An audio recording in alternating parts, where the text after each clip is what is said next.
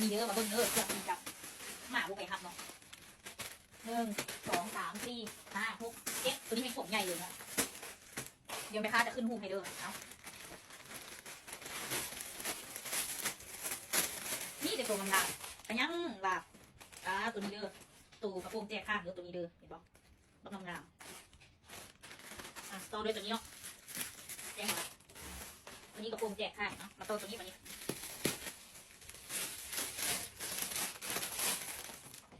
ตัวนี้เป็นส้มตัวนี้เป็นซิปหลังนะคะเซลล์ออกถึงเด้อมาตัวนี้ตัวนี้โอ้ยเนาะขอคนที่ห้ามเครื่องแท้เด้อลูกค้าเด้อคันตีกำลังยิ่งเครื่องหน้าเป็นแม่ค้าประจานตัวนี้กับกระโปรงอีป้ามีแต่ตัวงามๆตีกำลังที่อย่างน้อผ้าบางดีๆนุ่มๆเห็นบอก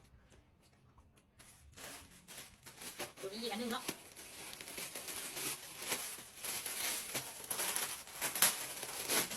ตัวนี้เป็นสี